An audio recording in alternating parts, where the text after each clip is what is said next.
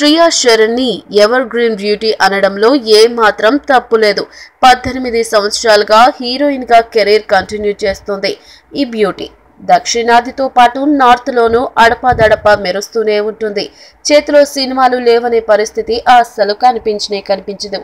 ఈ ఏడాది గౌతమిపుత్ర శాతకర్ణి మూవీలో వశిష్ఠీదేవిగా తనలోని యాక్టింగ్ ప్లస్ గ్లామర్ టాలెంట్ ఇసుమంతైనా తగ్గలేదని ప్రూవ్ చేసుకున్న శ్రియా ఇప్పుడు మాల్దీవ్స్ లో ఎంజాయ్ చేస్తుంది.